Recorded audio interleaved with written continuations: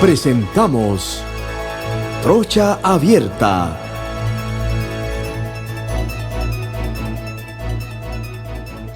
Bienvenidos a todos los que me están sintonizando hoy lunes, inicio de la semana, a través de KW Continente a nivel nacional e internacional. Estamos en su programa preferido, Trocha Abierta, y hoy, como de costumbre, estaremos a mi primo querido y adorado Eduardo Castillero Lange. Saludos a la audiencia de KW Continente. Y al chino que fue operado en Houston, el dedo. Buenas tardes, amigos. Esta atorrancia, este dictador. Buenas tardes, amigos y gente de KW Continente. Aquí estamos una vez, una semana nueva, un día nuevo que nos regala Dios. Damos gracias a Él por ese nuevo día. Y no le hagan caso a esta atorrante. Oh, ya presentación larga, como el dedo ese que estaba operado. Mira. Tenemos al licenciado Mélito González. Bienvenido. Saludos a todos. Saludos de Chitré para los multiversos. Y este servidor Alfonso Castillero Ortiz, conde del Vigo. ¡Ay, papa! ¡Ay, papa!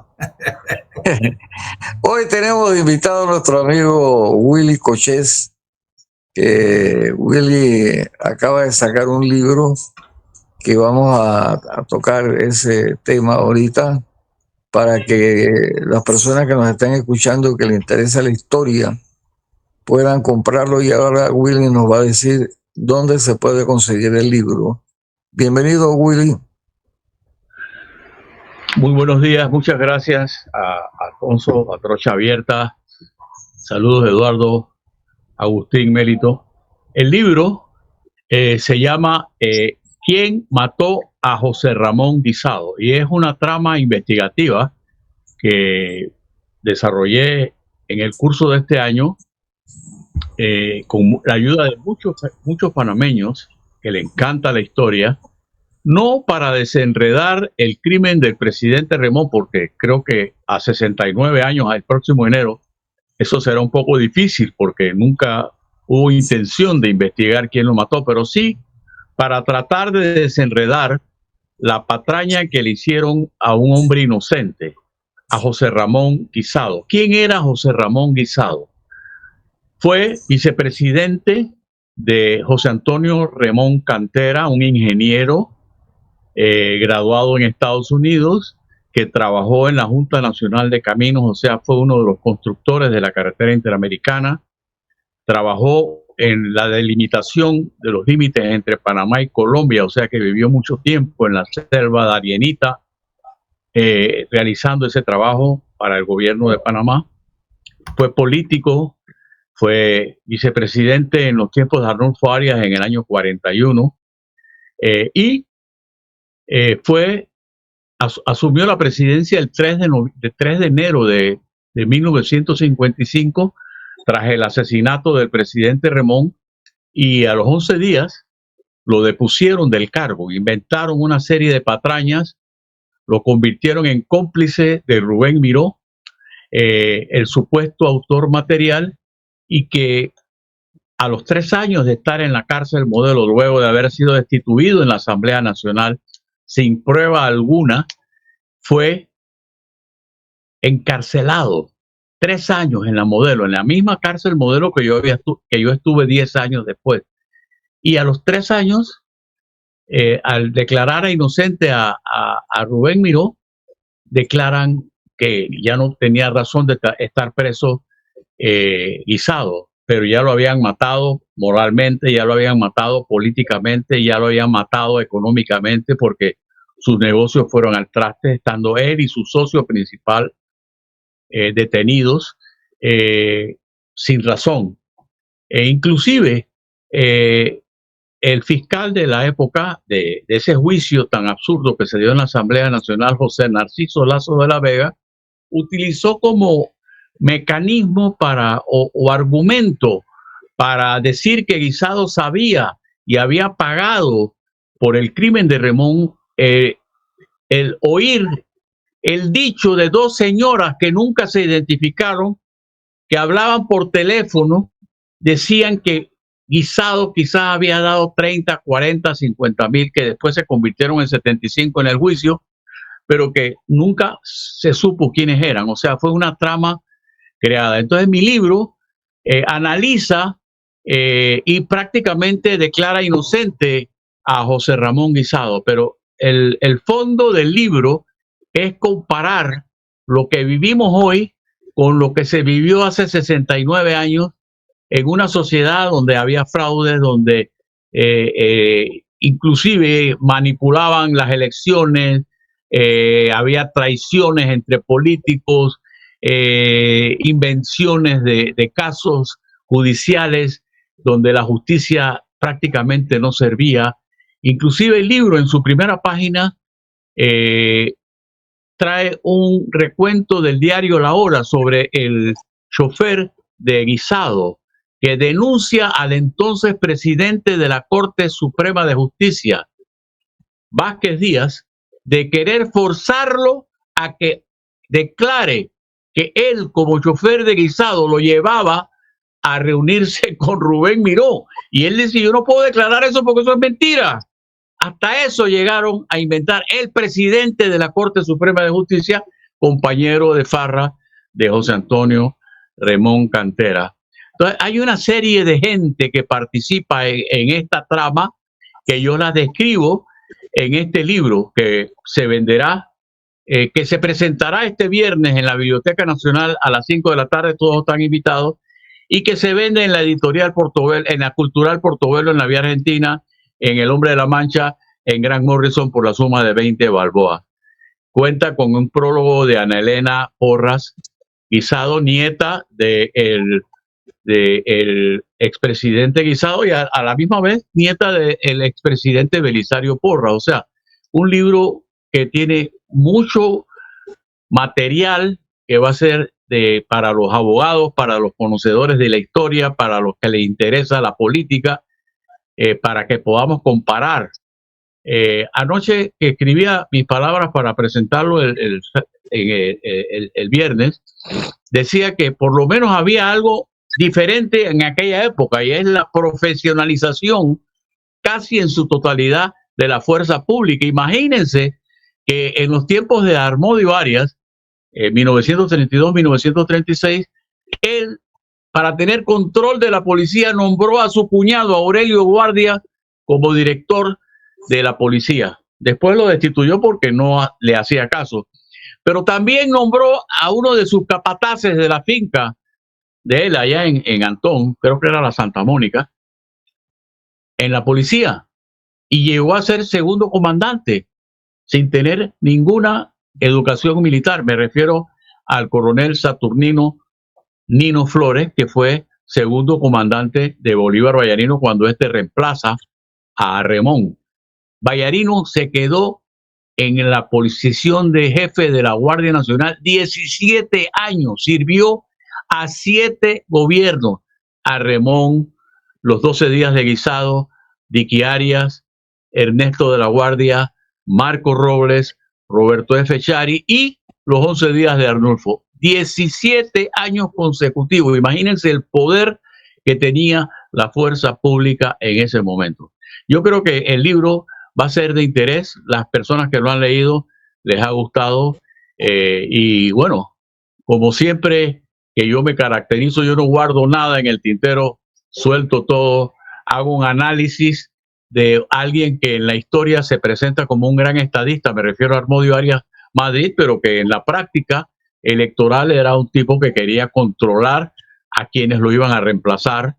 Eso le importaba muy poco si en el camino engañaba o le prometía a sus amigos que iban a ser candidatos y al final imponía un candidato, como lo hizo en 1936 con Juan Demóstenes Arosemena, que sin poder ser candidato por haber sido ministro y no haberse retirado a cambio, destituye a la Junta Nacional de Elecciones, que en ese tiempo era potestad del presidente hacerlo, y nombra a personas que permiten que Juan Demóstenes sea candidato. Pierde las elecciones, le dan las credenciales a Domingo Arias Arosemena. Sin embargo, destituye a los de la Junta Nacional de Escrutinio, despide a esta gente y cambia el resultado. Y designan a Juan Demóstenes Arosemena de presidente de la República, a pesar de que antes habían designado a Domingo Arias, Domingo Díaz Arosemena, su contendor. Igual ocurre en 1940, cuando quiere imponer a su hermano Arnulfo Arias Madrid y usan tanto los recursos públicos y policivos que el candidato opositor, Ricardo J. Alfaro, se retira de la campaña porque dice que no hay condiciones. Y Arnulfo gana por abrumadora mayoría, pero abrumadora mayoría sin competencia, pues, ¿no? Así que ese es el libro, y cualquier pregunta con mucho gusto. Yo sé que este es un tema fascinante. Cierto. Lo que saco yo en conclusión, Willy, es que lo de antes es igual a lo de ahora. Exactamente, eso me iba a preguntar yo mismo, es igualito. No varía mucho. En otra forma, ha cambiado la fuerza pública, ha cambiado el Tribunal Electoral, ya no lo decide el presidente de la República, pero siguen habiendo lacras en el sistema, en esta materia electoral, que el Tribunal Electoral simplemente se hace el que no puede, pero que simplemente no quiere mejorar. Pero definitivamente las cosas no han cambiado. Willy, primero felicitarte por el esfuerzo de quienes hablan de la escritura de un libro, de la preparación de un libro, no tienen idea del berenjenal, decía mi abuela, en el que se mete uno. Yo recuerdo que en la biblioteca de Ernesto J. Castillero, en la casa donde yo me crié, había un libro de un norteamericano llamado Scottie Pippen sobre la muerte de Remón. Era de Ray Pippen. ¿Sí? Sí. Ese trabajo fue recogido porque no se quería que se supieran las verdades que en él se contenían, y por esas cosas pues llegó a las manos de mi abuelo una copia de ese trabajo que ahí estuvo, ¿no? Pero quería además decirte que la usanza era esa, como la dijiste, de que los presidentes tenían a familiares guardándole las espaldas, y el presidente Remón no fue menos, porque él puso a los Chiaris, que eran sus primos hermanos, en puestos de poder, ¿no? Así es que es interesante. Eduardo se llama Larry Pippen. Sí. Es un libro muy interesante. Quiero decir que la Biblioteca Nacional es un tesoro para quienes hemos tenido la dicha de ir a investigar allí. Y ese señor se vino a Panamá y hizo análisis como, por ejemplo, el que reemplaza a Guisado es Dicky Arias, que era el segundo vicepresidente. En el fondo, Guisado, la Coalición Patriótica Nacional eran 5 partidos, el más pequeño era el de Guisado. Y entonces los demás decían, pero ¿cómo le vamos a dar el poder al partido más pequeño? Queremos al Partido Renovador, que era el partido de Dicky Arias, que era el de Pancho Arias, y donde estaba Toto Remón. Imagínense que cuando muere Remón, a los 3 días, el mayor Alemán, que era el ministro de Hacienda y Tesoro, va donde Guisado y le dice, mire, es que hay un préstamo de $450,000 en la Caja de Seguro Social. El ministro era el presidente de la Junta Directiva de la Caja de Seguro Social. Y hay que aprobarlo, pero le dice Guisado, pero ¿cómo es posible que quieran aprobar eso tan rápido cuando el mismo presidente Remón estaba en contra de ese préstamo? ¿Y por qué estaba en contra? Porque Toto, su hermano, era socio de los hijos de Armodio Arias, que no eran amigos de él. Y le dice, no, vamos a esperar. No, yo no voy a aprobar eso. A los 4 o 5 días regresa el ministro de gobierno, Melitón Arrocha, el profesor Arrocha Grael, Melitón Arrocha Grael, si no me equivoco, o el hermano era el presidente de la Asamblea, y le dice, yo renuncio, Catalino Arrocha Grael, yo renuncio Catalino, sí. para que lo asuma Toto Remón, pero ¿por qué? Querían darle el puesto a Toto Remón para que siguieran controlando el poder, y Guisado dijo que no, que él iba a dejar todo como lo había dejado Remón. Y esas son las razones, una de las razones por las cuales lo tumban, porque él se niega a ser un títere de los que querían manipularlo, como el hermano de Remón, como el mayor Alfredo Alemán. Interesantísimos datos de la historia, pero en ese libro, por ejemplo, de Larry Pippin, se señala que cuando Dicky Arias era ministro de Previsión Social en el gobierno, sí, era ministro de Previsión, Guisado era el canciller, no pagaba el alquiler de su casa. Y entonces tenía 8 meses sin deber pagar el alquiler de su casa, pues no le alcanzaba. Dicky era una persona a quien lo conocimos, era un tipo muy galán, creo que le gustaba la buena vida, y entonces se fue a vivir a la casa de su madre. Bueno, y yo conversando con tanta gente para buscar mi libro, me dice, sí, él vivía en la casa del doctor Alfonso de la Torre, que era el esposo de Berta Varela de la Torre, persona que yo conocí y que era de los hermanos Varela. Era de las dos mujeres, ella era la más pequeña. O sea, lo que quiero decir es, ese libro te da una serie de datos interesantes, y como por ejemplo, que él descubre que al final del periodo, Dicky Arias, el que no tenía para pagar su alquiler, ya acumulaba una fortuna de $2 millones. O sea, wow. Interesante que cito, no estoy inventando, de este autor que hizo un tremendo análisis de el crimen de Remón, cómo estaba la sociedad panameña y cómo se movieron una serie de intereses. Una pregunta, Willy. Si tú haces una evaluación entre ayer y el hoy político, ¿dónde hay más inmoralidad, ahora o ayer? Mira, eso es como decir un poquito de esto o un pocotón de esto. Las dos cosas son malas. Sí, yo creo que era una época donde la oligarquía mandaba abiertamente, donde la fuerza pública tenía un espacio de poder, pero fundamentado en la corrupción, la trata de blancas, el contrabando, el juego ilícito, la chinguia. Eran los dueños, por ejemplo, Remón era uno de los dueños de la matanza de ganado, que era uno de los grandes negocios de la época. Yo te pongo un ejemplo. Yo estuve 10 años después de Guisado preso, y recuerdo que el mismo día que a nosotros nos detuvieron, 14 de octubre de 1965, por protestar por asuntos políticos en el Ministerio de Salud, ese mismo día agarraron preso a un bolitero, que en ese tiempo eran los que la bolita era el juego ilícito. Presbítero Jenkins Góndola, no era presbítero, ese era su nombre. Y a las 24 horas estaba libre. ¿Por qué? Por las conexiones que estos tipos tenían con el poder, con los policías, etcétera. Y que sigue igual, porque hoy eso sigue igual. Pero ya no en manos de la policía, sino en manos de políticos conocidos.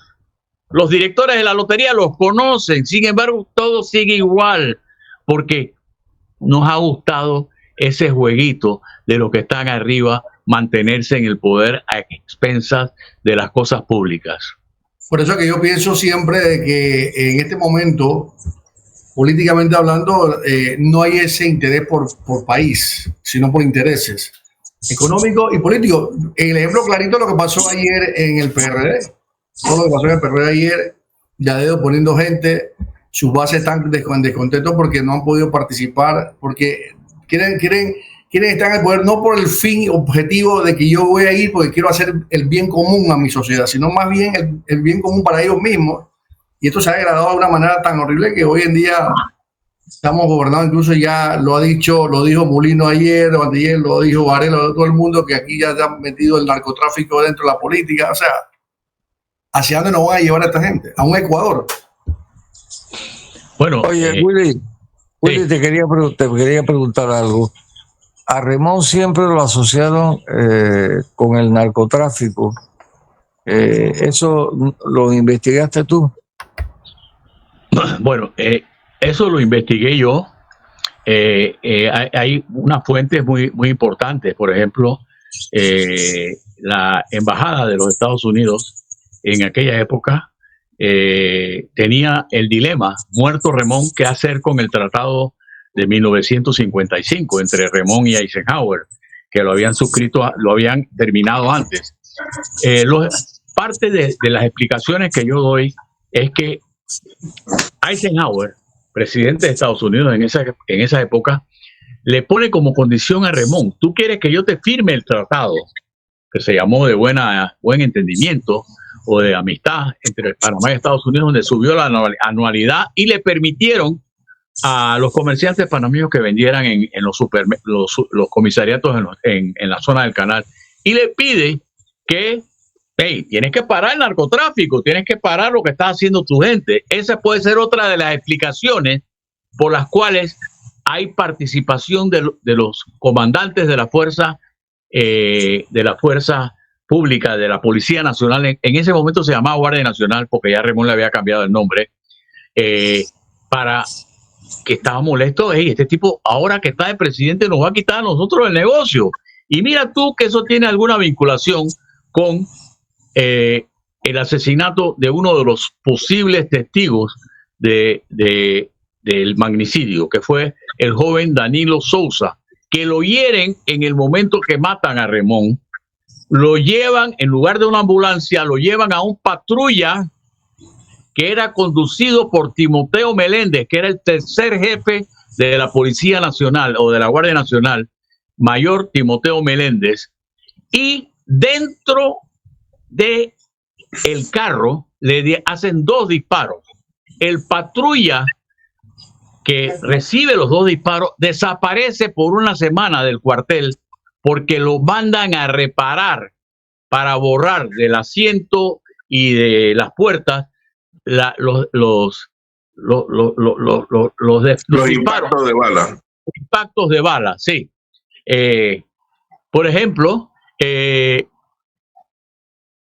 cuando ellos buscaban un culpable, o sea, ahí hay posible participación de la Policía Nacional. Los documentos que el autor César Díaz Brandao incluye en su libro ¿Quién mató a Remón?, los norteamericanos dicen que había información que Timoteo Meléndez había cometido ese asesinato. Vallarino le llama la atención, pero hasta ahí llega Vallarino.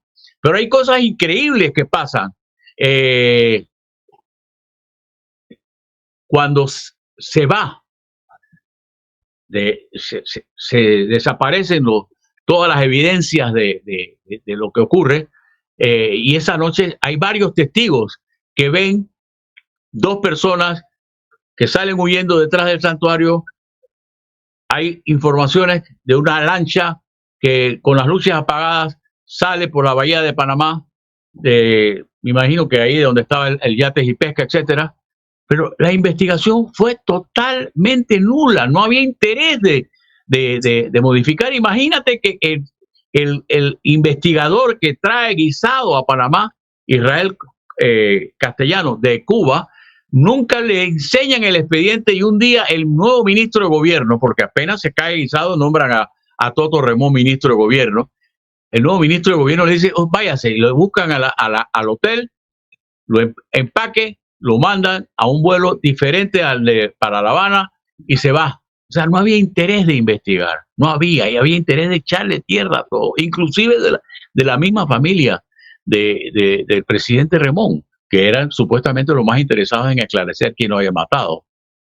Ahora, Willy, 2 cosas para aclararle a los que nacieron después de Nando Boom. El hipódromo donde asesinan a Remón quedaba en el área de Obarrio, donde hoy está la farmacia Rocha y Minimet y qué sé yo. Esa era el área del hipódromo. Y por otro lado, con relación a lo que se dice. Yo no sé si lo podemos dar como cierto. La señora Remón fue detenida en Puerto Rico con droga, haciendo uso de lo que la diplomacia le permite a las esposas de los presidentes, ¿no? Sí, ella fue invitada por el famoso Muñoz Marín, que era el gobernador de Puerto Rico, y ella la detienen. Argumentan que fue un error. Sin embargo, este autor y otros mencionan que sí era evidente que estaban en eso. Entonces, volviendo a lo que dije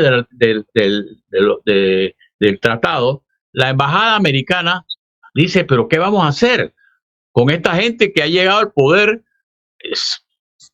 violando quizás los compromisos que tenía Remón con Eisenhower, y empiezan a dudar si le firman o no el tratado? Y todo eso lo cito gracias a Omar Jaén Suárez, que tiene un libro sobre las negociaciones sobre el canal y que narra esos episodios con citas de quien era el encargado de negocios, el embajador, un señor apellido Chapin.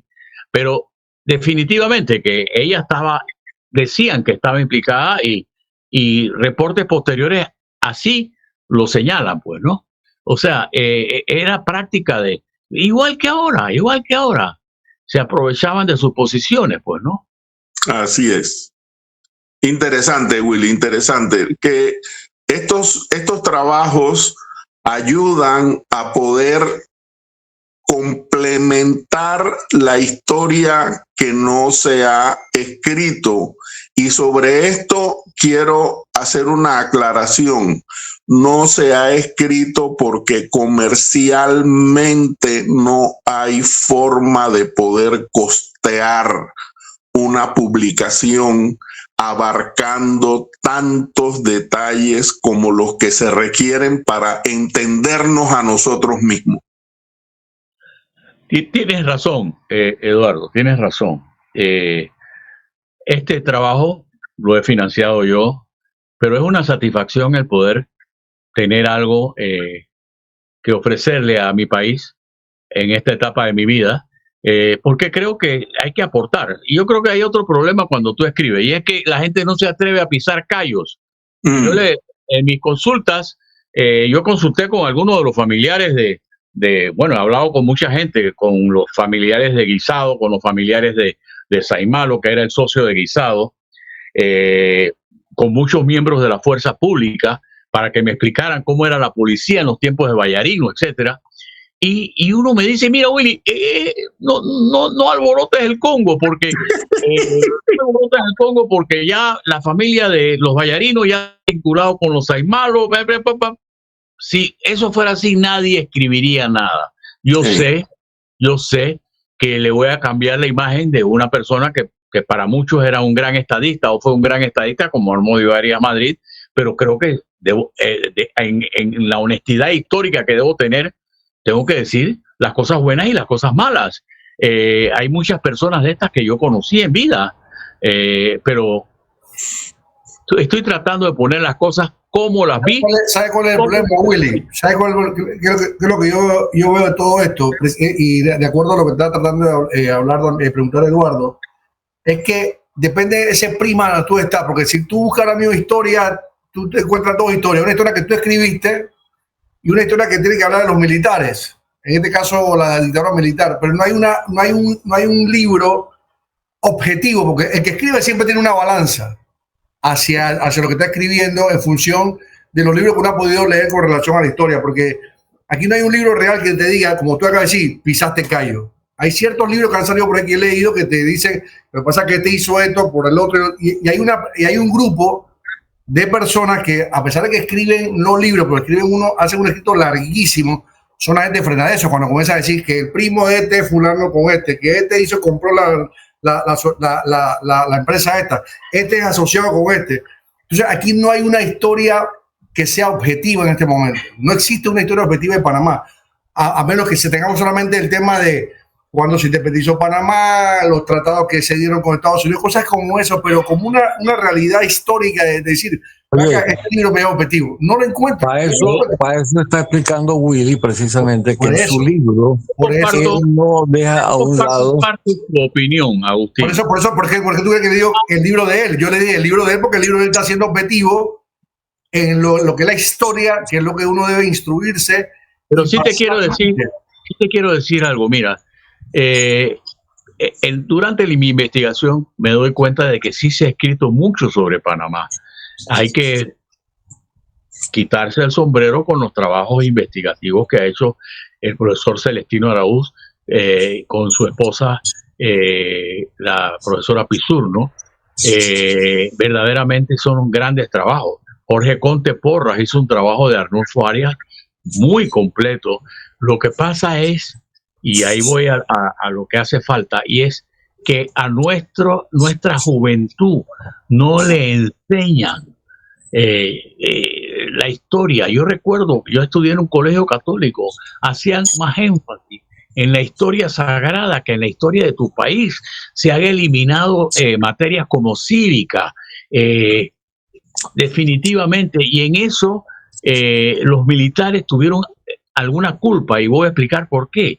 Porque ellos no querían que se supiera otra verdad que no fuera la de ellos. Entonces yo creo que es el momento de retomar los planes de educación para que puedan enseñar con alguna objetividad. Mira, a mí me invitan a veces a los colegios porque la gente no tiene idea lo que pasó durante la invasión, que había, que nada, no saben quién era Noriega. Aquí hablas de Panamá y te dice así, Mano de Piedra Durán y punto.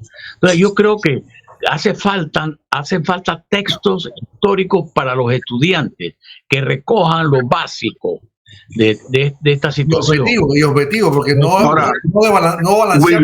Fui parte de la historia. Willy, quiero además de reafirmar lo que tú dices como cierto, poner en contexto algo. Yo, por ejemplo, y perdonen el yoísmo, ayudé a Jorge Conte Porras en la escritura de un trabajo que iba a utilizarse desde mi punto de vista como la continuación de la historia que había escrito mi abuelo. Don Jorge y yo nos sentamos 5 años a escribir la historia de Panamá y sus protagonistas, que es un libro que todavía andan por ahí algunos ejemplares. Fue utilizado como texto, pero ¿qué lo mató? El negocio de las editoriales que se encargaron de controlar en el Departamento de Currículum y Tecnología Educativa del Ministerio de Educación, el que fueran sus textos los que se promovieran, se utilizaran, y lo que realmente era un trabajo que fue texto, la historia de Panamá y su protagonista fue texto como por 10 años, salió del escenario porque las editoriales empezaron a vender en las tiendas donde se vende ropa. Habían libros y empezaron a poner promotores y empezaron a hacer un trabajo más comercial que didáctico. Y entonces tenemos libros que los muchachos usan en el que hay el dibujo de un barco y te dice que el Canal de Panamá se fundó el 15 de agosto de 1914. Pero no hay más nada. ¿Qué pasó con el movimiento estudiantil? ¿Qué pasó por qué esa bandera la tenemos en el Cerro Ancón? Nada de esas cosas se dan a conocer, y por eso es que los muchachos no saben, porque no se les ha permitido tener en sus manos reales trabajos de historia, que trabajos como el tuyo vienen a ser un complemento para poder entender por épocas qué fue lo que fue pasando en nuestro país. De acuerdo contigo. Mira, en otros países tú llegas y te venden los códigos a $1. Código civil, código penal. Los promocionan los ministerios de educación. Los libros de texto de estos de historia los promociona el Ministerio de Educación. Ya están hechos. Definitivamente que falta eso, y ese es un complemento que trato de llegar y que seguiré en los años que me quedan de vida.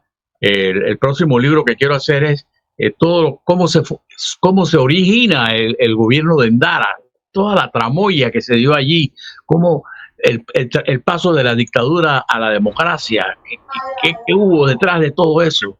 Creo que fui uno de los actores primarios y testigos presenciales de todos esos episodios, pero definitivamente que hay que hacer algo para que nuestra gente lea nuestra historia y entienda mejor por qué estamos así, porque esto de que estamos así porque estos tipos son unos sinvergüenzas, no, eso viene de antes, Claro. viene de antes.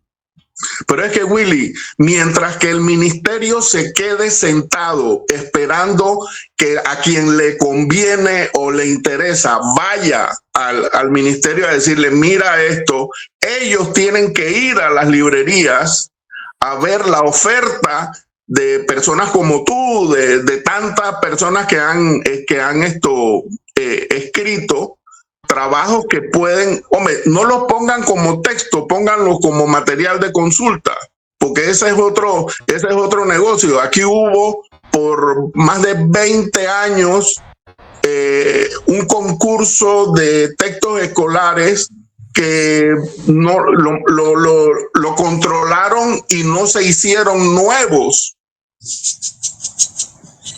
No se hicieron nuevos concursos de textos escolares.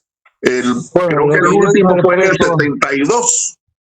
Y lo que yo interpreto y de lo que Patricia Pizurno este año acaba de publicar uno de los libros que más me ha enseñado a mí sobre una época en Panamá, 1942, lo que ocurrió en Panamá durante la guerra. La salida de Arnulfo, meses antes de la declaratoria de guerra de Estados Unidos, el gobierno de Ricardo Adolfo de la Guardia y la guerra donde los Estados Unidos prácticamente controló todo lo que se hacía en Panamá. Ese libro ha sido publicado al mismo tiempo que uno que se llama Los judíos en Colón, este mismo año también, del doctor Daniel Abugamen, que habla de cómo los judíos sentían que el tiempo de la guerra para ellos fue el tiempo de la panacea por los grandes negocios que se dieron. Sin embargo, Patricia Pizurno, en otra posición visual de esa realidad, te dice esos fueron años de perdición, sobre todo para Colón, cuando llegaban 20, 30 mil soldados a la capital colonense, se acababa, la gente salía huyendo, porque esos soldados con 3, 4 meses de estar en el mar, llegaban con ansias de licor, de mujeres, de juego, de chinguia, de droga, tantas cosas que se dieron y que era la perdición total. Pero mira tú las dos posiciones. Willy, llegaban a la tacita de oro. Así es, la tacita de oro de alguna gente que hizo muchos negocios en Colón en esa época, porque Colón fue mucho más afectada que Panamá. Interesante todo eso, pero ese es un libro que debería ser texto también. 1942 es el título del libro y narra con mucho detalle lo que ocurrió y lo que le hicieron a los japoneses, alemanes, italianos, que eran los países del eje.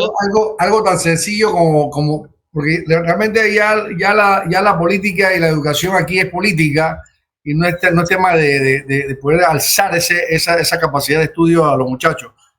Que aquí se dé, por ejemplo, el estudio de la constitución política en secundaria. ¿Por qué no se puede dar que esos son tus derechos fundamentales para que el panameño esté instruido por lo menos en sus derechos? ¿Por qué no se pone eso a la palestra para que la gente... No hay nada, porque aquí simplemente es, yo voy a ser la estrella de la educación va a ser la estrella de mi gobierno, y al final, ¿en qué quedó? O sea, es política nada más, porque a nadie le interesa, al menos tú, Willy, que hagan libros que lleven al ciudadano a leer y entiendan la historia como debe ser, con la objetividad, y avanzar, porque aquí no quieren hacerlo porque no les conviene. Aquí cuando tú hablas del canal de Panamá, ¿qué tú hablas? Que Torrijos firmó el tratado. ¿Ya? Bueno, pero por eso es que es importante ver las cosas objetivamente. Siempre se vendió la idea de que gracias a Torrijos, 1999 el canal pasó, el 31 de diciembre pasó a manos panameñas. Sin embargo, en el tratado de 3 en 1, negociado por Marco Robles, ya eso estaba incluido, que el canal se iba a devolver el 31 de diciembre de 1999. Así o mismo. Sea, no es nada nuevo eso. Pero por eso es que te digo que yo recuerdo que yo estudié en la Universidad de Panamá antes de los militares y posterior a los militares, y trabajé en la universidad como docente en tiempo de los militares, querían imponer una verdad. Afortunadamente siempre habíamos quienes nos rebelábamos, pero bueno, definitivamente que yo creo que esto es importante para nuestra historia, porque lo que vivimos hoy es verdaderamente penoso. Lo hemos visto este fin de semana, como tú decías, con la escogencia de las autoridades que van a representar, o los candidatos que van a representar al PRD.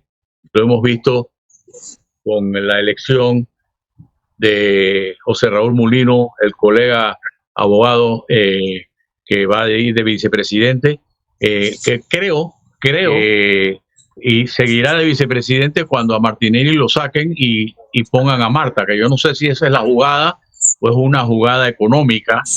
Hay quienes han criticado que el Banco Nacional le abra las puertas a las cuentas de los negocios de Ricardo Martinelli, luego de que el BAC, que era el único banco con el que operaba, le ha cerrado las puertas. Y yo me pongo a pensar que cuánta gente se quedaría sin trabajo si esta gran empresa, que no solamente tiene 60, 65 supermercados, sino toda la gente que depende de eso se queda así, sin poder mover financieramente su empresa.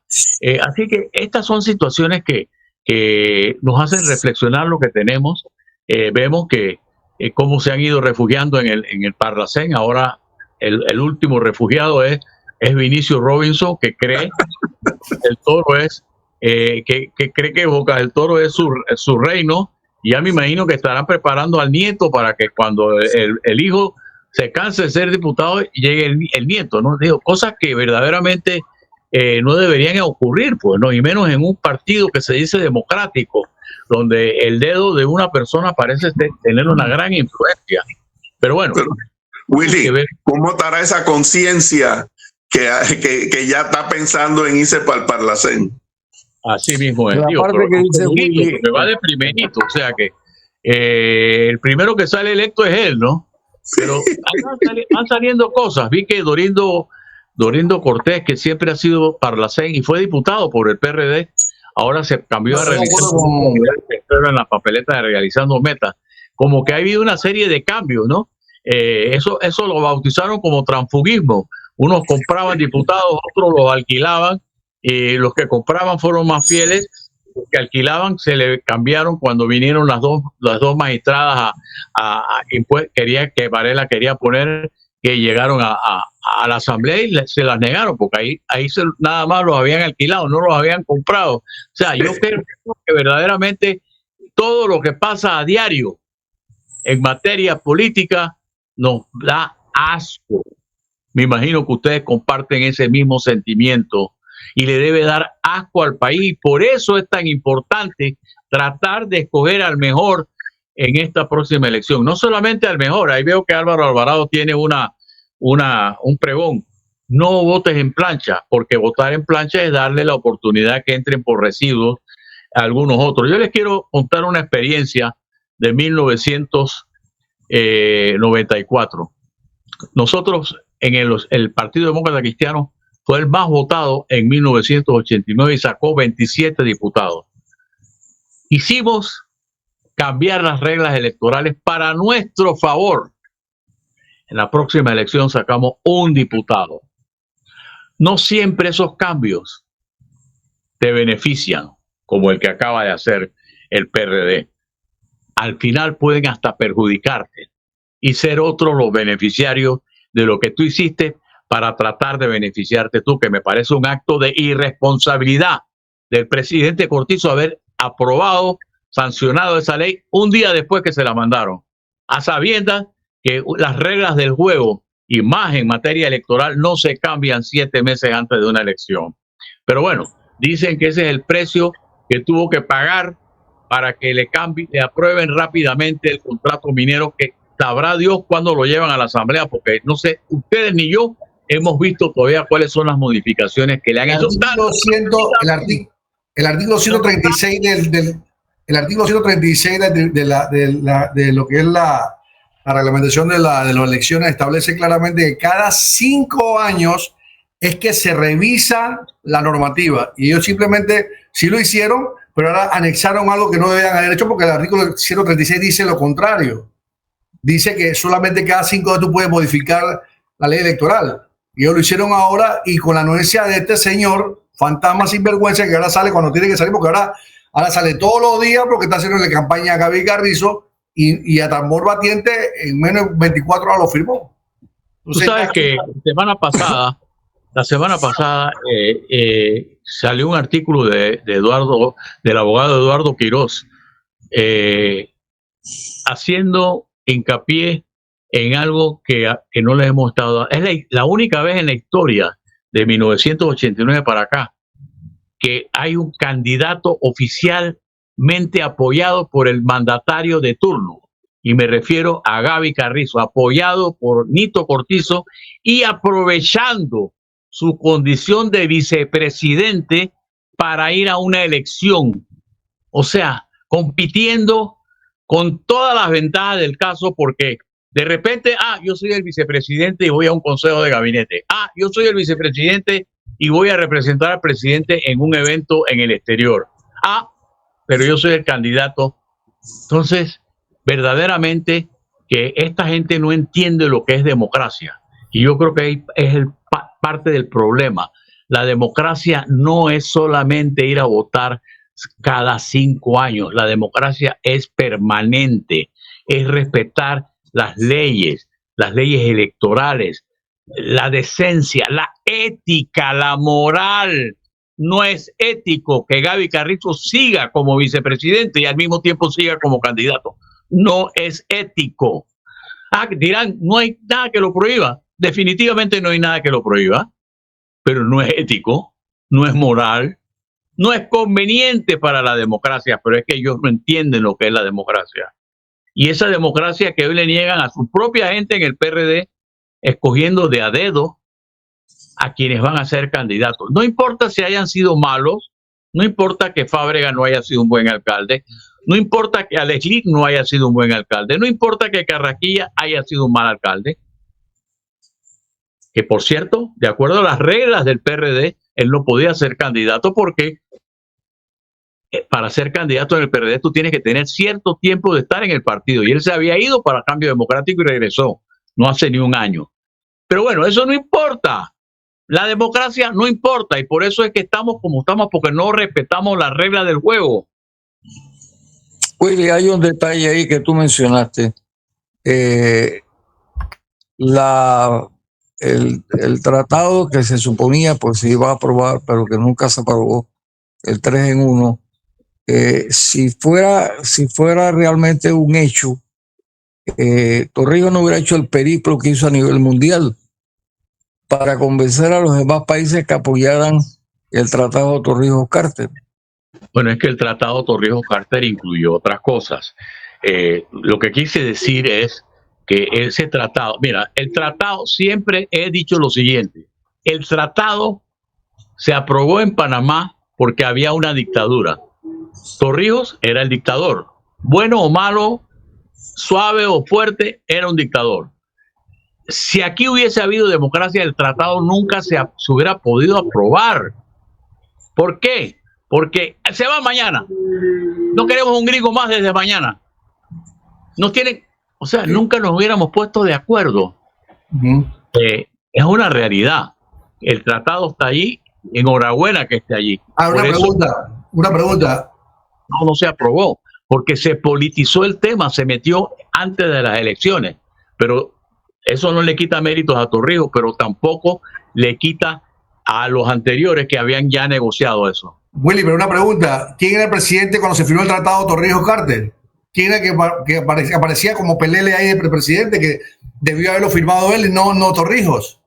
Bueno. Demetrio Basilio Laca era el presidente en aquel momento. Él era el jefe de gobierno. Entonces, incluso ya eso es una usurpación, porque si tú lo pusiste como el representante de Panamá ante la opinión mundial, el que debió haber firmado el tratado debió haber sido Demetrio Basilio Laca y no Torrijos. Bueno, pero como tú dices, una dictadura, y había que someterlo de esa manera porque quería levantar a un dios que para mí no fue ni un dios. Y eso es lo que pero también, Agustín, también tenemos que recordar que cosas con las que digamos que los civiles que estaban en el equipo de gobierno no estuvieron de acuerdo. Una prueba es la que el licenciado Aquilino Boyd baja las escalinatas de la Cancillería, y allí es cuando Torrijos se entera por una grabación, porque en ese entonces no había WhatsApp, de que el canciller renunciaba por no estar de acuerdo con que el general Torrijos tomara la batuta de el periplo mundial, cuando a quien le correspondía hacerlo según las normas era el canciller. Ok, sí, por eso, ¿dónde vas a presentar el libro para que la gente sepa? El libro se va a presentar este viernes a las 5 de la tarde en la Biblioteca Nacional en el Parque Omar. Ya se está vendiendo en Cultural Portobelo en Vía Argentina, en Hombre de la Mancha en Morrison. El costo del libro es 20 balboas. Voy a estar ahí, va a estar mucha gente, espero que algunos de ustedes nos acompañen, y les agradezco mucho la oportunidad que me han dado para este programa, y para ustedes, gracias, Alfonso, y espero que me vuelvas a invitar la próxima semana. Claro que sí, tú sabes que esta es tu casa, Willy. Bueno, Alfonso se llena de regocijo al compartir contigo y decirle a la gente que la Biblioteca Nacional lleva el nombre de Ernesto J. Castillero Reyes. Así es. Así es que vuelvo y repito, sin la biblioteca no hubiera podido hacer ningún trabajo. Alfonso, permítame para que aprovechar a Willy aclararle a Agustín. Los tratados no necesariamente los firman los jefes de los presidentes, y acordémonos que había un preámbulo de la Constitución del 72 que le daba poderes a Omar Torrijos Herrera para esas cosas, ¿no? Así que no desconozcamos esos puntos. Generalmente son los cancilleres o algún ministro con poderes, lo que se llama plenipotenciarios para esas firmas, ¿no? Willy. Bruno Varila no era el presidente, él era... Fue el primer embajador nombrado por la Junta de Gobierno. Bueno, lamentablemente el tiempo se nos ha ido, Willy. Muchas gracias por participar. Gracias a usted. Claro que sí. Próximamente te vamos a volver a invitar cuando tú puedas a desarrollar la parte política por la cual estamos pasando. Nos tenemos que despedir en compañía de nuestro invitado Willy Cochés, la presentación de su libro, Eduardo Castillero Lange, Mélito González, Agustín Sosa y este servidor Alfonso Castillero Ortiz, conde del Vigo. Oye, ¿a dónde va a ser la presentación de tu libro, Agustín? Estamos ya haciendo los arreglos ya. Estamos haciendo ya los arreglos. Ya. Ok, entonces nos veremos mañana si la voluntad de Dios así lo quiere. Que así sea. Hasta mañana.